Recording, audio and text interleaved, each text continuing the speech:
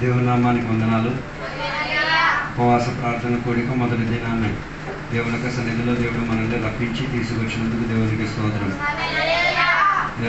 సంఘం ఉపవాసముతో ప్రార్థన చేయించుండగా దేవుడు గొప్ప కార్యాలు చేశాయని బైబిల్ ప్రకటించుచున్నది. ఆ వాగ్దానం నెరవేర్చడానికి దేవుని యొక్క బిడ్డలుగా వచ్చి ఇందులో ఉపవాస ప్రార్థన కూడికలో పాలు పంచుకున్నందుకు దేవునికి స్తోత్రం. దేవుడు మనల్ని శక్తిపరచునుగాక. మనం జీవించిన లోకం ఇలాంటి ఒక లోకంగా మారిపోయేది. ఉపవాసం ఒక ప్రహసనంగా మారిపోయే ఒక లోకంలో మనం జీవిస్తున్నాం. అన్ని మతస్థులు ఉపవాసాన్ని ప్రాధాన్యతగా వారి వారి జీవితంలో వారు అనేక పద్ధతి ప్రకారంగా చేస్తున్నట్టుగా మనకి కనిపించుచున్నది. దేవుని యొక్క బిడ్డల యొక్క ఉపవాసం కూడా ఆ రీతిగా కాకూడదు. దాని విషయంలో అతి జాగ్రత్త కలిగి ఉండి తీరడానికి ప్రయత్నం చేయాలి. ఈ పగటి వేళ దేవుని యొక్క సన్నిధిలో మనం ఆ ప్రార్థన సహకారంగా కూర్చుందాం. దేవుని యొక్క సన్నిధిలో బైబిల్ గ్రంథాన్ని మనం తెరుద్దాం. సంఖ్యాకాండం 1వ అధ్యాయం 8వ వచనాన్ని చదివి అందులో నుంచి దేవుని యొక్క వాక్యాన్ని మనం ధ్యానించుకుందాం.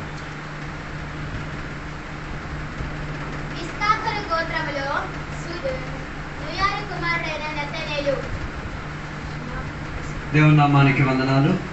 అక్కడ రాయబడిన వాక్య భాగ తరగతిలో మరలా ఒకసారి వాక్యం చదవండి. ఇసాకారు గోత్రానికి చెందిన సూయారు కుమారుడైన నతనేల్. అక్కడ ముగ్గురు పేర్లు రాయబడినట్టుగా మనకి కనిపించిన ప్రాధాన్యతగా ఇసాకారు యొక్క కుటుంబ తరగతి గురించి రాయబడినట్టుగా మనకి కనిపించుచున్నది. ఆ అధ్యాయంలో యుద్ధం చేయడానికి బయలుదేరిన దాంట్లో ఇసాకారు యొక్క కుటుంబ తరగతిలో ఉన్న ఇద్దరు గురించి అక్కడ రాయబడినట్టుగా మనకి కనిపించుచున్నది. మొదటిగా మనకి అక్కడ కనబడితే నిథానేల్ అని ఒక పదాన్ని అక్కడ వాడినట్టుగా మనకి కనిపించుచున్నది. నథానేల్ అన్న పదానికి అర్థం దేవుడు నాకు గిఫ్ట్ ఇచ్చినవాడు, లేకపోతే దేవుడే నాకు ఒక వరం, బహుమానం, బహుమతి, రివార్డ్, గిఫ్ట్ గా మనం చెప్పి తీరొచ్చు. హలో, ఈ పగటి వేళ ఒక విషయం తెలుసుకు తీరాలి.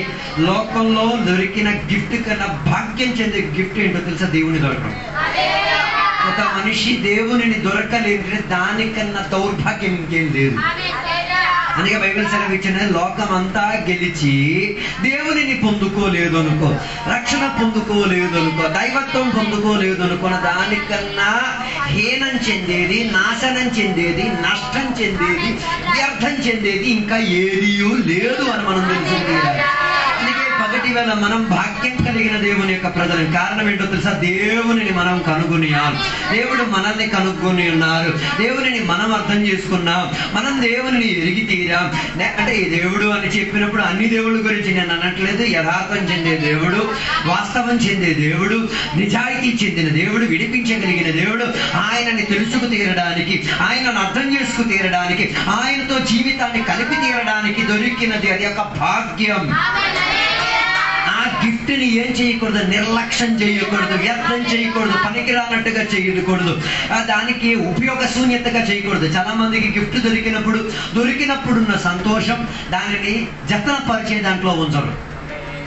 పోయిన రోజుల్లోనే ఎవరి పెళ్ళిళ్ళు అయినాయి, ప్రభు దేవికి పెళ్ళిళ్ళు అయినాయి, వాళ్ళకి బోల్డ్ మంది గిఫ్ట్లు వచ్చారు. మరి ఇప్పుడు ఆ గిఫ్ట్లు ఉన్నాయా, ఎక్కడ దాచి పెట్టారో నాకు తెలియదు. కానీ అధిక శాతం మంది ప్రజలు దొరికిన గిఫ్ట్ని ఏం చేయలేకపోతున్నారు, జాగ్రత్తగా వహించుకోలేక అదే మూలను తప్పు కింద పడేస్తున్నారు. కారణం ఏంటో తెలుసా?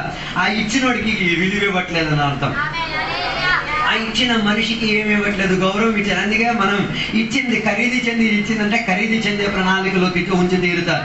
అలాగైతే నేను ఈరోజు నేను దేవుని యొక్క బిడ్డలుగా నీకు అడుగుతున్న ఒక మాట, దేవుడు నీకు వరంగా దొరికినప్పుడు, దేవుడు నీకు గిఫ్ట్ గా దొరికినప్పుడు ఆయనని ఏ రీతిగా ఏం చేస్తున్నావు? ఆ ప్రయోగంలో తెచ్చుకు తీరుతున్నావు, ఉపయోగంలోకి తీసుకొచ్చేది. కొందరు దేవుని యొక్క మాంత్రికునిగా అనుకుంటున్నాను. ఎవరిని?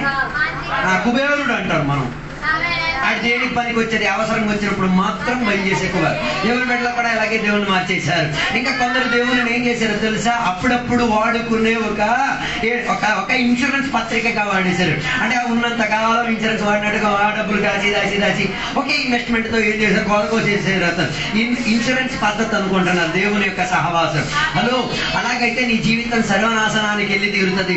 దేవుడు నీకు గిఫ్ట్ గా ఉన్నది, దానిని నువ్వు అలక్ష్యపరచలేవు, వ్యర్థపరచలేదు, త్వరక చేయలేవు, పనికి రానట్టుగా చేయలేవు. అలాగైతే దేవుడు నీకు ఇచ్చిన బహుమానమని భావించి అంగీకరించి వ్యక్తిపర జీవిత ప్రతి గడియలో ఏం చేయాలి? ఆయన ఇచ్చిన అనుబంధాన్ని ఖాయం చేసుకుని నడుచుకు తీరాలి. అందుకే ఈ పగటి వేళ ఉపవాస కోటికలు ఒక విషయం అర్థం, దేవుడు నాకు గిఫ్ట్ గా దొరికాడు కాబట్టి ఈ రోజు కూడా నేను ఆయుష్గా ఉన్నాను, ఈ రోజు కూడా నేను ఆరోగ్యంతో ఉన్నాను, ఈ రోజు కూడా నేను దేవునికి స్తోత్రం చెప్పగలుగుతాను, ఈ రోజు కూడా దేవునికి పాటలు పాడగలుగుతాను, ఈ రోజు కూడా దేవునితో సహవాసం ప్రారంభించుకోగలిగితే కారణం ఏంటో తెలుసా? ఆయన నాకు దొరికిన శ్రేష్ఠ గిఫ్ట్. యేసయ్య ఈ లోకానికి వచ్చి మరణించడానికి ఉన్న ఒకే ఒక ఉద్దేశం, లోకానికి ఒక బహుమానం ఫ్రీగా ఇవ్వడానికి. ఆ బహుమానం ఏమీ కాదు, రక్షణ అన్న బహుమానం, పరిశుద్ధాత్మ అన్న బహుమానం, ఆరోగ్యం అన్న బహుమానం, విడుదల అన్న బహుమానం దేవుడు ఫ్రీగా ఇచ్చారు. దానికి నువ్వు చేయాల్సిన ఒకే ఒక పద్ధతి, దేవునిని ఏం చేయాలి? రక్షకునిగా అంగీకరించి తీరాలి, దేవునితో జీవితాన్ని ప్రారంభించి తీరాలి. అందుకే ఏం చేయాలి? నథేనాలే అన్న పదానికి అర్థం దేవుడు మనకి గిఫ్ట్ అయ్యి ఉన్నాడు. ఆ గిఫ్ట్ ని మనం ఏం చేయాలి? జాగ్రత్తగా పరిశోధించుకు తీరాలి, జాగ్రత్తగా దాచిపెట్టి తీరాలి, జాగ్రత్తగా దాన్ని ఉపయోగించి తీరాలి. అందుకే దేవుని యొక్క వాక్యం చెప్తున్నాడు, దేవుని యొక్క నామం వృధాగా ఏం చేయకూడదు, ఉపయోగించకూడదు. వృధా పరిచేటట్టుగా, చులకపరిచేటట్టుగా, అవమానపరిచేటట్టుగా, కించపరిచేటట్టుగా, దేవుని నామానికి ఏ రీతి కలిగిన దైవత్వం లేనట్టుగా ఉన్న పద్ధతిలోకి ఏం చేయకూడదు. ఈ గిఫ్ట్ ని ఉపయోగించకూడదు.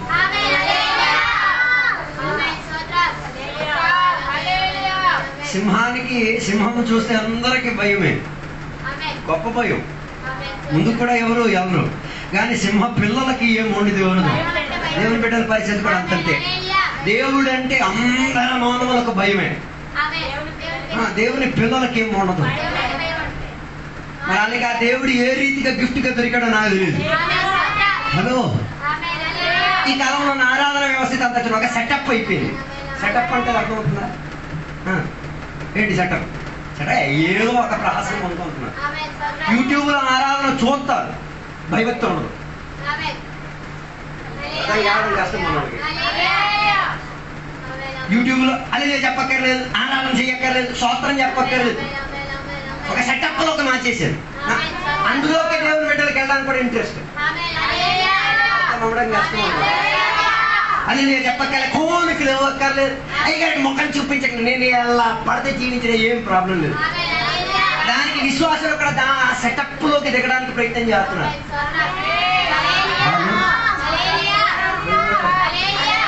కొన్ని ఇళ్లలో 24 గంటలు శుభవార్తే, 24 గంటలు.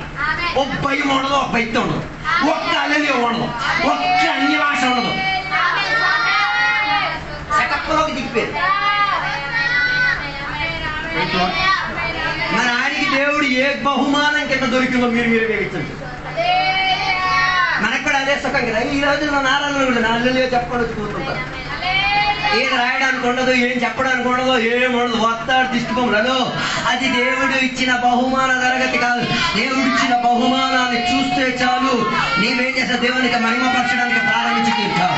దేవుని యొక్క బహుమానం నీ చేతిలో ఉంది అన్నది తెలుసుకు తీరగలిగితే నువ్వు మౌనంగా. మోషేకి దేవుడు కొండ మీద ప్రత్యక్షమైనప్పుడు ఆయన చెప్పులను తీసి తీరేంతటిగా దేవునికి దగ్గరికి వచ్చి ఆ బహుమానం ఏంటిదో తెలుసుకు తీరడానికి నాతుట. తన జీవితంలో ఎప్పుడు కూడా ఇదేంటి వింత కలిగింది ఎప్పుడు చూడలేదు. ఆ వింత కలిగిన దాంట్లో నుంచి తనకు ఒక శబ్దం వినిపిస్తున్నది, ఆయనని పేరు పెట్టి పిలుస్తున్నది, ఆయనకి వినబడుతున్నది. ఇదేంటిది ప్రత్యేకత చెందేది అని తెలుసుకు తీరడానికి ఆతృతతో అగ్ని పొద దగ్గరికి ఏమైతీరాడు? మెల్లిగా వచ్చినప్పుడు ఆడ నుంచి శబ్దం వచ్చింది, నాయన నువ్వు నిలబడే స్థానం పరిశుద్ధం చేయలేదు, అందుకే నీ కాళ్ళకున్న జోళ్ళు ఏం చేసి తీయాలి, తీసివేసి తీరాలి. అదో దాని అర్థం దేవుని దగ్గరికి కొత్త చెప్పులు తీసేయాలన్నది కాదు. దేవుని పరిశుద్ధుడు కాబట్టి ఆయన దగ్గరికి వచ్చినప్పుడు అపవిత్రం చెందేది నీ శరీరంలో కానీ నీ శరీరానికి అడ్డు కలిగేటట్టుగా ఏం ఉండకదు. అలాగా గిఫ్ట్ ని ఏం చేయ రుణం తీర్చు.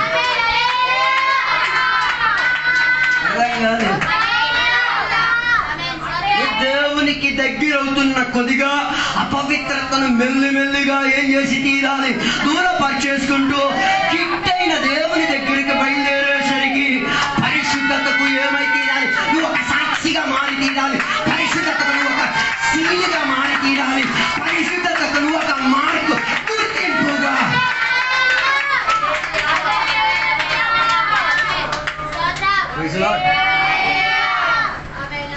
అక్కడి నుంచి బయటికి రండి. కలవాలంటే సంఘం వచ్చి కలవాలి అంతే. ఈ సెటప్ బేరాలు జరగవు. పోని ఏదో పని వల్ల దేని వల్ల ఆరాధన భయభక్తితో కూర్చో. కావాలంటే మోకాల మీద కూర్చో, లేకపోతే ఆరాధన చేస్తున్నా, దేవునికి స్తోత్రం చెప్తున్నా, మహిమ పరుస్తున్నా, భయభక్తిని ఆలోకించుకొని ఏం చెయ్యాలి. లేకపోతే అది సెటప్ గా మారి తీరుతుంది. దానిలో ఘనత దేవునికి రాదు, సాతానికి వచ్చి తీరుతుంది. ఎందుకంటే నా మాటలు అక్కడితో నేను ముందుకెళ్ళాలని కూర్చున్నాను. దేవుడు మనకి దొరికినది ఏక శ్రేష్ఠ గిఫ్ట్. ఆ గిఫ్ట్ ని వాడాల్సిన విధానంగా ఏం చెయ్యాలి? ఉపయోగించి తీరాలి. రెండోది అక్కడ ఒక మనిషి పేరు చెప్పబడుతున్నది, జువార్ అన్న పదం చెప్పబడుతున్నది. జువార్ అన్న పదానికి అర్థం తగ్గించుకున్నవాడు, లోబడి ఉన్నవాడు, కిందకి దిగడానికి మనసు కలిగిన వాడు. రెండు పదాల మాట. ఒకటి దేవుడు నాకు దొరికిన గిఫ్ట్, రెండోది ఆ గిఫ్ట్ దొరికి తీరితే నన్ను నేను ఏం చేయాలి? ఇది జరగని ఒక పని. అన్నీ చేస్తావు కానీ ఎందుకంటే శిష్యులు ఒక్కసారి వచ్చి వాళ్ళ మధ్యలో మాట్లాడు, మన దాంట్లో కూడా మాట్లాడితే బయట కూడా చెప్పట్లేదు, వాళ్ళు మాట్లాడుకోవడం అంతే తేడా. ఏం మాట్లాడుకోవడం తెలుసా? మనలో మన సంఘంలో ఉన్నాడు. ఎవడు ఫస్ట్ వచ్చాడు? 1992లో ఎవడు వచ్చాడు? నువ్వు 2005 బ్యాచ్. అర్థం కదా? ఆ రోజు కూడా వాళ్ళు మాట్లాడుకున్నది ఇదే, ఈ రోజు కూడా మాట్లాడుకునేది ఇదే. నేను ఫస్ట్ వచ్చిన విషయం, నువ్వు నిన్న కాక మొన్న వచ్చిన విషయం. దాని అర్థం ఈ దేనికి? అది తగ్గడానికి కాదు. హలో,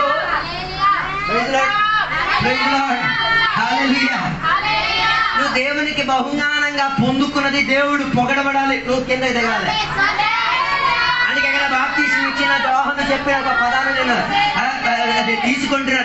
ఆయన పేరు లేవనెత్తబడును గాక, నా పేరు ఏమై తీరాలి? వినబడి తీరేంతటిగా, అస్సలు లేనట్టుగా ఏమై తీరాలి? ఉండి తీరాలన్నట్టుగా ఆసక్తి చెందే తగ్గింపు. తగ్గించేది ఎప్పుడో తెలుసా? వడ్డించేటప్పుడు మాత్రమే తగ్గింపు. ఓ తగ్గిపోవాలి, అప్పుడు తగ్గింపు అన్నది మొత్తం క్లియర్ అయినట్టు. Hello, praise God. దేవుడు నీకు బహుమానంగా దొరికి తీరితే నువ్వేం చేయాలి? నిన్ను నువ్వు తగ్గించుకు తీరాలి. నిన్ను నువ్వు ఏం చేయాలి? తగ్గే భావములోకి ఏం చేయాలి? నిలదీసుకు తీరాలి. నువ్వు కిందకి దిగలేదు అనుకో, నెల తీసేటట్టుకున్నావు దేవుడు లేవనెత్తా. అలాగే బల్బు ఎలగలేదు.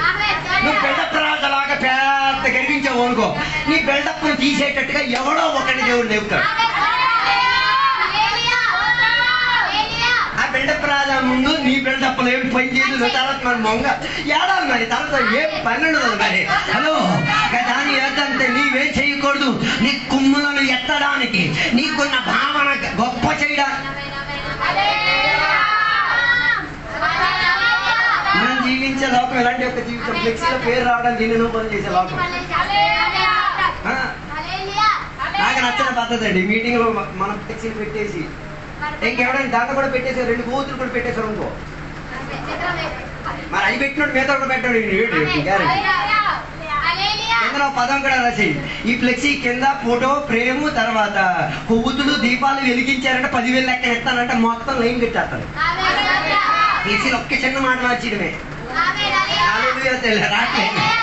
ఈ కాలంలో ఫ్లెక్సీలో పేరు రావడానికి మరి నీ పెళ్లి జరిగిందని మాకు తెలుసురా బాబు. ఓ ఏరియాకి మొత్తం రైడ్ అంతే అట్టించి అంటించండి. అది నీకేం చేసేటట్టుగా ఉండకూడదు. ఆకాశ అంతరిక్షంలో దేవుడి కన్నా మించిపోయినట్టుగా. అలాంటి కూడికల కాడికి వెళ్ళడానికి మన దేవుని మీద కూడా చాలా ఇష్టం. పాపం నయా ఏ ఫ్లెక్సీ లేకుండా 15-20 సంవత్సరాలు నీకు వాక్యం చెప్పిన వేసుకెళ్ళి ఆయన బొమ్మలు ఏం రాలేదు, అచ్చయ్య రాలేదు. హలో, ఆయన తప్పుతున్నాడు అన్నది అర్థం చేసుకో. ఆయనకు అంత అనుభవం ఉండి కూడా తన పేరు ప్రఖ్యాతి లేకుండా ఈ పని చేయడానికి ప్రయత్నం నేను ఆయన ఆత్మీయుడని గుర్తించుకో. చెప్పలేదు మాకు కూడా బిల్డప్లు గర్వాలు వచ్చేస్తున్నాయి, ఈ ఫేస్బుక్లు అన్నీ వచ్చేస్తున్నాయి. ఏదో మేము గొప్ప కానీ దానికి తగ్గంచే కొందరు దేవుడు లేపుతున్నారు. చిచ్చిగిరారు మాట్లాడారు మా ప్రయాణాలు తీసేస్తారు. అది చెప్పేది అర్థం అవుతుంది. మేము బిల్డప్ ఎగలకూడదు, మేము కిందకి దిగాల. నిన్న దేవుడు అలా మారుతున్నాడు కదా, నేను కిందకి దిగాల. మరి ఆ పాత్రలో దేవుడు నిన్ను వాడుతాడు. నాకు సంబంధం లేదు. నేను తగ్గాల్సింది నేను తగ్గుతా, నువ్వు వదలాల్సింది నువ్వు వదిలేసుకో. అందుకే నేను చెప్పి రావడానికి నా ఉద్దేశం, దేవుని యొక్క బిడ్డలు అభిమానం చేసి గర్వించడానికే కాదు. దేవుని యొక్క బిడ్డలు ఏం చేయాలి? తను తాను తగ్గించుకు తీరాలి. దానికి మంచి ఉదాహరణ యేసయ్యే. ఆయన భూలోకానికి చక్రవర్తి, దేవునికి సమరూపి కలిగిన వాడు, దేవునితో ఏకముగా భాగముగా ఉన్నవాడు. నరునిగా భూమిలోకి అవతరించినప్పుడు ఒక సాధారణ ఇంటిలో ఒక సాధారణ పేదవాడిగా ఆయన జన్మను తెచ్చుకు తీరడానికి తన్ను తాను తగ్గించుకున్నాడు. దేవుడు మనిషి అవ్వాలంటే అర్థం కాలేదు. నేను తగ్గకపోయినా ఈ ఫోటోల్లో నేను వచ్చేస్తాను, కానీ దేవుడు అలా రాలేదు. దేవుడు రావాలంటే ఏం చేయాలి? తను తాను తగ్గించుకు తీరాలి. ఒక అరయించి పిండం లోపలకు ఒదిగి తీరేంతటిగా దేవుడు తగ్గాడు. ఎవరైనా మహిమలో స్వరూపుడు, ఆయనకి మించిన వాడు ఎవడూ లేరు. 10,000లో అందమైన వాడు, ఆయనకి దైవ స్వభావం కలిగిన వాడు, దేవునితో సమరూపి అయిన వాడు, మనిషిగా ఒక పిండం లోపలకేమై తీరాడు? ఒదిగి తీరాడంటే ఎంత తన్ను తాను. ఆయన జన్మించాలంటే ఎవరో ధనవంతుల ఇంట్లో జన్మించుడు, కానీ అలాంటి ధనవంతుల ఇంట్లో జన్మించకుండా కుటుంబ చర్యలో ఆస్తి లేనివాడైనా పర్వాలేదు, కుటుంబ గౌరవంలో వాక్యాధారంగా ఉన్న కుటుంబ తరగతిలో, రాజుల కుటుంబ తరగతిలో ఎవరు పుట్టారు? యేసయ్య జన్మించారు. యేసయ్య జన్మించిన గడియలో ప్రసవించడానికి ఏం చేయలే. మన సంఘం ఇంత దౌర్భాగ్య స్థాయిలోకి వెళ్తాను. 3 మరణాలు జరిగితే సంఘాలు విడిచిపెట్టే విశ్వాసం ఉన్నాం. ఏం తగ్గింపో నాకు అర్థం కాదు. అరకడగా 3 మరణాలు జరిగేది. ఈ దేవుడు వద్దు ఎన్ని ప్రవచనాలు చెప్పిందో, ఏం ప్రవచనాలు, ఎన్ని భాషలు చెప్పింది, ఏమన్ని భాషలు. హలో, తగ్గే ప్రాసెస్ లో పరిస్థితి కొన్ని నిన్ను ఏం చేసి తీరొచ్చు. నీ విశ్వాసాన్ని చంపివేసే ఒక పద్ధతి కాదు. కానీ అలాంటి సందర్భములు మరణం అయితే ఏమైంది, శోధన అయితే ఏమైంది, ఇబ్బంది అయితే ఒకటే నీ మనసులో పుట్టి, దేవుడు నాకు గిఫ్టే.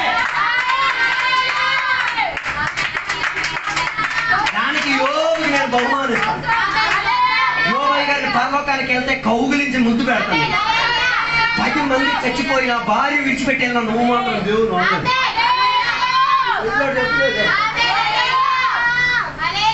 నేను దరిద్రుడైతే ఒక అర్థం, భూమిలో పేద ధనవంతుడు, ఆస్తికి ఐశ్వర్యానికి పాత్రం కలిగిన వాడు. అలాంటి వాడి ఇంట్లో మొత్తం నాశనం కలిగేటప్పుడు కూడా ఒకే పదం, దేవుడు ఇచ్చాను, దేవుడు తీసుకున్నాను, దేవుడే నాకు బహుమానం. తప్పు అంతస్తు ఐశ్వర్యం పోయినా ఉన్నా ఒకటే మాట రావాలి, దేవుడే నాకు గిఫ్ట్, దేవుడే నాకు సర్వస్వం. ఆస్తి పోయిందని చెప్పేసి దేవుని విడిచిపెట్టాడు, నీ విశ్వాసం తప్పిపోయిందని అర్థం. అందుకే యోబులో ఏముంది? తగ్గించే గుణం ఉంది. యోబు తన తాను ఏం చేసుకునేవాడు?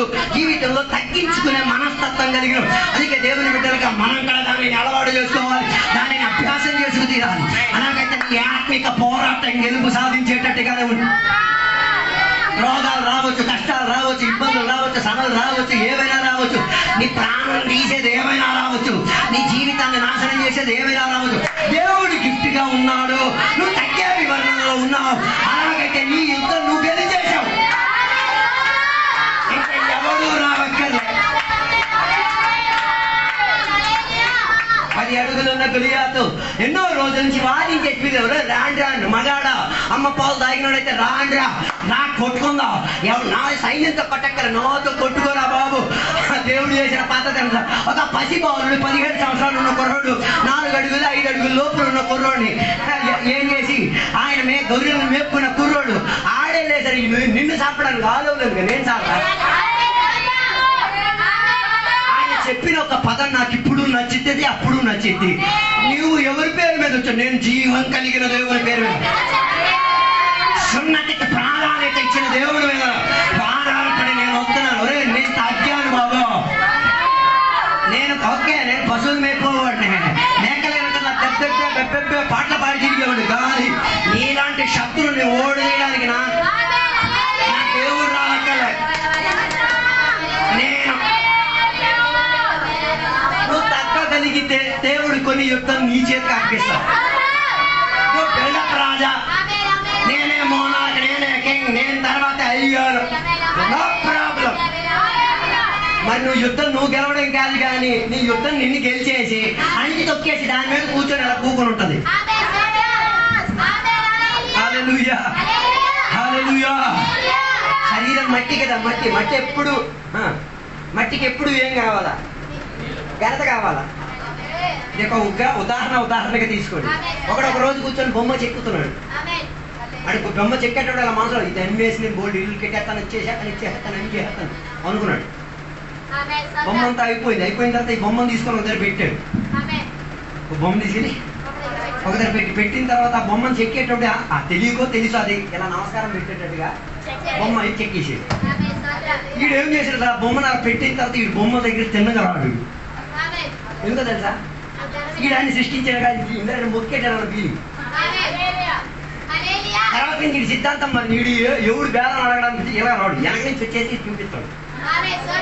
ఎదుగా అయితే ఒకడు వచ్చాడు, వీడు ఏంటి సార్ మీరు అలాగా వెనక నుంచి ముందు నుంచి చూపించాడు. లేదురా బాబు, నేను దానికి సృష్టించాను కదా, నేను నమస్కారం, నేను దేవుడు అయిపోతున్నాము.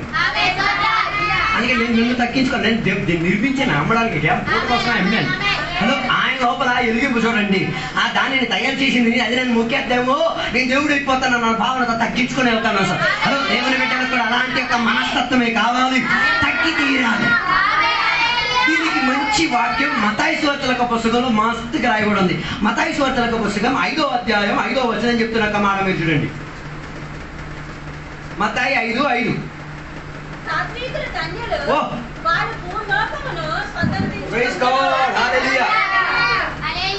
ఆస్తి ఆశం లేని వాళ్ళు ఒకసారి అల్లెలే చెప్పండి.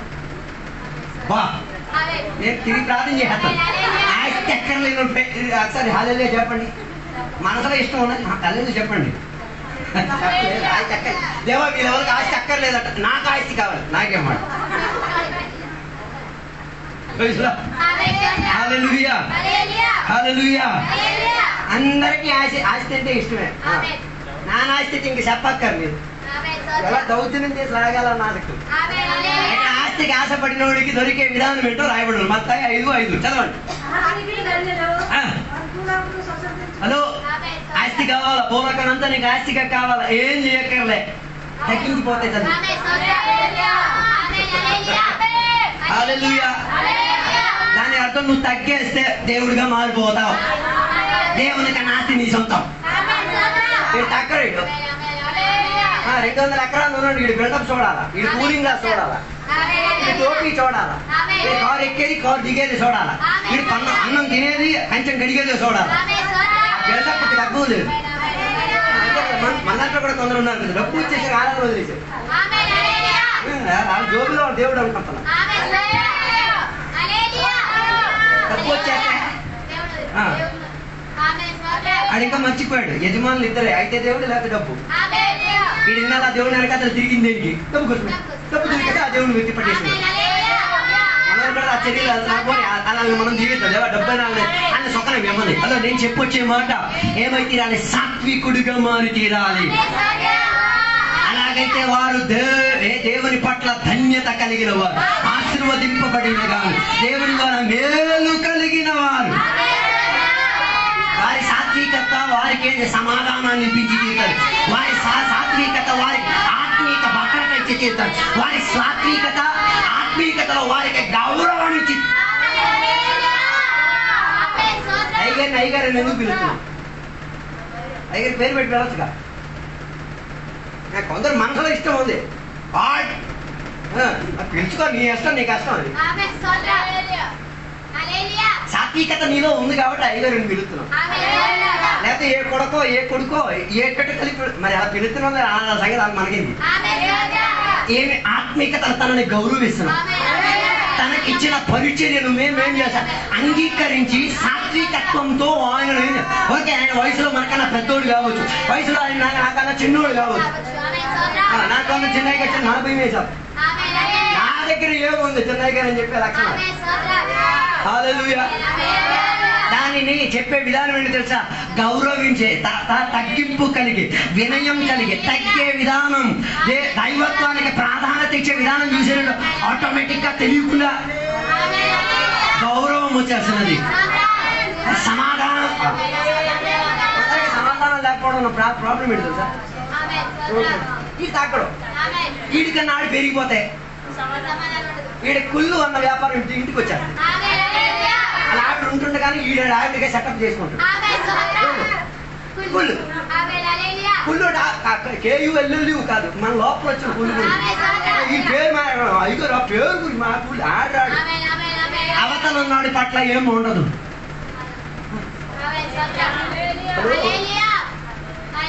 హలో, నీ దగ్గర చాకరీ పచ్చి పని చేసి పాలే పని చేసి వాడు కారు కొనుక్కోవాలి. దాంట్లో నీ అభిమానం తగ్గేది ఎట్లా, పెరిగేది. నలుగురు ఊళ్ళో ఏమంటారు తెలుసా? ఓ నన్ను ఆడ దగ్గర పని చేసి ఆడ దగ్గర నుండి 1000-2000 కోసం పని చేసి వీడు కోరుకున్నాడు. ఓ నన్ను ఏం అయ్యగారు అడిగి దొరికాడు రా. మా సంఘంలో కూడా 3 మంది వచ్చి ధనవంతులు అయిపోయి వెళ్ళిపోయారు. మేము ఆశీర్వదిస్తున్నాం వాళ్ళు చూసి. ఆడ అనుకుంటాం మా క్రెడిట్ లేదురా నాయన, నేను ఎన్నాళ్ళు గట్టి తినది ఏడే, నేను నీకు మేత పెట్టాం, మా మేత తినేది వాడ. నువ్వు కారుకున్నా, బండికున్నా, బంగ్లా కన్నా, హెలికాప్టర్ కన్నా, ఏది 8 సంవత్సరాలు వచ్చాడు. ఎన్నో సంవత్సరాలు నేను వచ్చావు. ఇప్పుడు ఊరంతా తిరిగి ఏం లేదు. నేను బాబు మేము తగ్గాము కాబట్టి మేము సమాధానం, ఆయనకి సమాధానం లేదు, ఆయనకి సమాధానం అందుకే రావట్లేదు, రాలేడు కూడా. ఓకే, ఆయన రాలేని టైంలో నాకు దేవుడు హెలికాప్టర్ ఇచ్చాడు అనుకో, అది ఇంకా సెట్ మాట.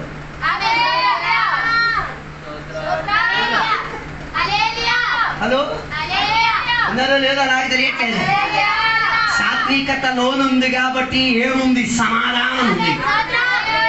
ఒకరి పట్ల ఒకరికి ఏముంది? సమాధానం ఉంది. ఒక విశ్వాసి త్వరగా డబ్బులు అయిపోయినా సమాధానం ఉండదు, కుళ్ళు రాదు. మరి కుళ్ళన్న ఆవిడికి చోటు ఇచ్చామంటే మరి ఆమెతో సంసారం చేసుకోండి. అలా శుద్ధి మహిమ చెప్పు, అనివాసం కష్టం. నేను చెప్పొచ్చే మాట, సాత్వికత ఏమి ఇచ్చి సమాధానం ఇచ్చి తీరేది, ఆత్మీక ఉన్నతి ఇచ్చి తీరే. తగ్గగలిగితే ఏ పొట్టలో అయినా వదగలుగుతాం. అర్థం కాలే? తగ్గగలిగితే ఏ ఇరిగిన కుర్చీలో అయినా కూర్చుంటాడు. తగ్గగలిగితే ఏ శాఖ మీద పడుకోగలుగుతాడు. తగ్గగలిగితే ఏ ఆహారం అయినా తినగలుగుతాడు. తగ్గలేనోడు ఆ తగ్గే విధానంలోకి దిగుతాడు. దిగకపోతే దేవుడు దింపుతాడు. ఆ ఇంటి పక్కన ఒక ఆమె ఉండేది, బెంగాలీ ఆమె. ఆమె ఏం డైలాగులు కొట్టిందంటే, శుభ్రతకు ఆమె మహారాణి అనుకుంది. శుభ్రతకే పళ్ళెం 15 సార్లు కడగకపోతే ఆ ఇంటికి ఎవరైనా కూరగాయ తెస్తే అది ఎండలో పెట్టేసి మరి క్రిమిగ్యాసన్ అంటారా ఏ గ్యాసన్ అంటారా కానీ తెలియదు, కానీ క్రిములన్నీ చచ్చిపోవాలి. ఆమె తెచ్చేసి మళ్ళీ సర్పృద్ధుడు కడిగిడట. అది అయిపోయిన తర్వాత వేడి నీళ్ళు దాన్ని ఉంచడం అంట. అలా అంత ప్రయాసపడి బిల్డప్ రానిచ్చేది. కోడి కొనుక్కోవడానికి కదా కోడిని కడిగేసి మరి స్నానం చేయించినా కడిగినా నాకు అర్థం కాదు, కానీ ఏదో చేసింది మొత్తాన్ని. ఉడికించాల్సిన 90% ఆడ ఉడికిపోయింది. ఎంత బిల్డప్ రాని. ఎవరి ఇంటికాడకి వెళ్తే తిందో, ఎవరి దగ్గరికి వెళ్తే ఏం పట్టించుకో, దాని బట్ల దానిదే. ఓ రోజు ఏమైతే తెలుసా, వెళ్ళింది ఎక్కడికి, బజార్కి వెళ్ళింది. కరెక్ట్గా చేపల మార్కెట్ దగ్గర స్పృహత పోయి పడిపోయింది. సూపర్ ఇప్పుడే చెప్పాలి. ఆ చేపల మార్కెట్లో ఉన్న వాళ్ళకి తెలియదు కదా ఇది బిల్డప్ మహారాణి అన్నది. అలా ఆయన కూడా ఏం చెయ్యాలి అతగా కొట్టేసుకున్నా. ఓ నాయన మా ఆవిడ ఈ కొట్టే చర్యలో ఒకడు పరిగెట్టి వచ్చాడు. ఏంటంటే ఈ చేపలు పెట్టి కడిగిన నీళ్ళు పరిగెట్టి తీసుకొచ్చి నోరు మొత్తం వేసి ఇలా నాగేశారు. ఆవిడ పద్యాలు వచ్చింది. నీళ్ళు ఆడ చేపలు పరిగెట్టు. ఓ పిచ్చిదానా, నీకే బతి ప్రాణం చచ్చిపోయే ఒక గడియలో నువ్వు ఇలాంటివన్నీ ఆలోచిస్తున్నావా? బుర్రగట్ట లేరా నీకు? లేకపోతే మళ్ళీ నువ్వు పడిపో. మళ్ళీ నీది కాదు కానీ ఆ కాలంలో తోసేస్తా నేను. ఆ రోజు ఆమెకు ఒక విషయం అర్థమైతుంది. నిస్సహాయ పరిస్థితి వచ్చి తీరితే ఏ బెల్డప్పు పండుగ తగ్గడమే, తగ్గిన మనస్తత్వం కలిగిన వాడు. అదే బిల్డప్ మళ్ళీ కొనసాగిందనుకో, ఇంకెక్కడైనా పడిపోతే ఓ కుక్క కూడా రాదు. కారణమేడి అవతల వాడు సమాధానం తెలియడానికి వచ్చినవాడు. హలో, అందుకే తగ్గగలిగి తీరితే సమాధానం పొందగలుగుతాం, సమాధానం ఇచ్చుకోగలుగుతాం. అందుకే యేసయ్య చెప్పిన మాట, సమాధానాన్ని తగ్గించుకొనిరి. అలాగైతే నీవు కూడా దేవుని బిడ్డగా తగ్గించుకొని సమాధానం. దాని అర్థం ఇద్దరు కొట్టుకుంటున్నారు, వాళ్ళకెళ్ళి సానిధ్యత సమాధానంగా మారిరా. ఎప్పుడు తగ్గగలిగి దేవుని గిఫ్ట్ గా అంగీకరించగలిగి తీరుతాయి. హలో, ఏమండాలి? సాత్వికత, తగ్గగలిగే మనస్తత్వం. రాలే, తగ్గాలి అంటే గుండె లోపల దయ ఉండాలి. పాడేస్తాం, నీ దయలో నీ ప్రేమలో ఏముండదు మొన్న ప్రజాచారు అయ్యారు. నువ్వు ఇలా వాక్యాలు చెప్పడం వల్ల నేను పాటలు కూడా పాడలేదు. నేను పాటలు ఏమైనా మంత్రాలు కలిపి లేదు దగ్గర పాట పాడినప్పుడు నాలో లేదు అని నాకు గుర్తొచ్చాను. అప్పుడు నేను అడిగాను, ఏం పాట పాడవా నాకు తెలియట్లేదు. నేను ఎక్కడెక్కడ సెట్ అవ్వాలో నాకు అది గుర్తొచ్చాను. సాత్విక మనస్తత్వం కలిగిన గుండె క్లియర్గా ఉండాలి. కొన్ని వదలలేని జబ్బుకున్న కారణం ఏదో సార్. అందుకే డాక్టర్ ఎప్పుడు 4 చెక్కతో 2వ గుండెలు చూస్తారు. ఆడికి అర్థమైపోతుంది ఈ గుండె కరెక్ట్ గుండె కాదు. సినిమాలో ఉన్న మంచి మంచి పాటలు కూడా నీ గుండె లోయలోనే గుండె బాగు చేసుకో. అందుకే బైబిల్ స్పష్టంగా ఇచ్చిన హృదయం అన్నిటికన్నా నువ్వు మంచోడివే. గుండె అందుకే పాట రాసిన గుండె నిండుగా బూతులు ఉన్నాయనుకో, కుళ్ళు ఉన్నదనుకో, గర్వం ఉన్నదనుకో, ఆ పాట పాడిన గుండె నిండుగా ఏసై ఉన్నది కాబట్టి ఏసై పాట వస్తుంది. హల్లెలూయా, హల్లెలూయా. దాని అర్థం హృదయం మంచిది కాదు తెలుసు, దానిని మంచి చేసుకోవడానికే నేను తగ్గాలి. నాకు తెలిసి ఎవరు నా కోసం మంచి చేయరు, కానీ నేను మంచి చేస్తాను. నా గుండెను ఆ రీతిగా ఏం చేసి తీరుతున్నాను, మార్పు చెందించి తీరుతున్నాను. హలో, కార్డియాని బాగు చేసుకోండి. కార్డియా నాలుకియా ఈ 2 బాగు అయిపోతే అన్ని బాగా. నాలుకియా సెట్ అయిపోతాయి. ఓ లోడ్, మరి ఎవరికి నా గుండె ఇచ్చి మరి నేను ప్రేమిస్తానని చెప్పక్కర్లే. నువ్వు వెళ్ళి నిలబడితే ఆటోమేటిక్ అడిగి అర్థమైపోతుంది. అందుకే ప్రేమించే జంటలు దీన్ని అతిథి నా గుండె నీకు ఇచ్చేసి మరి ప్రేమించాలి. అంత వద్దులే కానీ గుండెని శుభ్రం చేసుకుని నా దగ్గర తెప్పించాలి. హల్లెలూయా, హల్లెలూయా, హల్లెలూయా. దయ కల్పించే ఒక హృదయం, తగ్గింపే మనస్తత్వం కలిగిన వాడు, దైవ దేవుని గిఫ్ట్ గా పొందుకున్న వాడికి ఏముంటది? దయ. అందుకే అవతల ఉన్నాడు తిట్టిన సైలెంట్ గా నిలబడను, అవతల ఉన్నాడు కొట్టడానికి వచ్చిన సైలెంట్ గా నిలబడు, అవతల ఉన్నాడు పిల్ట్ పెట్టిన సైలెంట్ గా నిలబడు.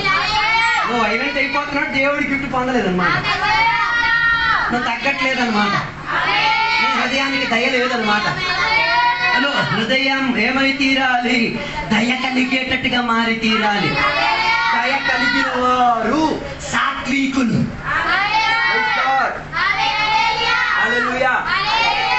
ఇంకొక అర్థంగా దానిని చెప్తే ఏంటి? మాధుర్యం ఇచ్చుచున్న ఆత్మ. మాధుర్యం అంటే ఐస్ క్రీమ్ తినాలా? ఇలా తినేటప్పుడు పక్కన నోట్లో నుంచి వచ్చారు. ఏమి? నువ్వు దానిని తినే విధానం, ఆ రుచి చెందే విధానం, ఆస్వాదించే విధానం అవతల ఉన్నోడికి ఏమి వచ్చి తిరుగుతున్నది. ఆవిడ ఇంటికాడికి నాకు అదే కావాలా? ప్రైజ్ చెప్పలేదు. అదో మన ఆత్మ కూడా ఇలాగే స్వీట్నెస్ ఇచ్చేటట్టుగా ఉండాలి.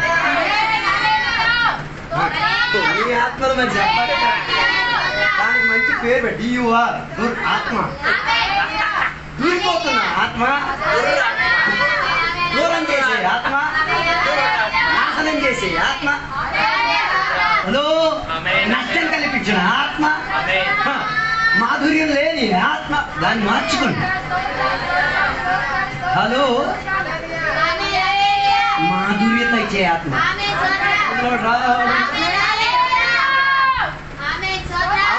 కసి కాకరకాయలా ఉన్నాను, మాధుర్యం ఇచ్చే.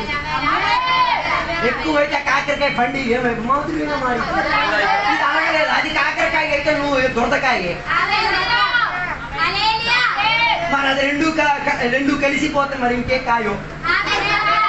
Hello, praise the Lord, praise the Lord, hallelujah, hallelujah, hallelujah.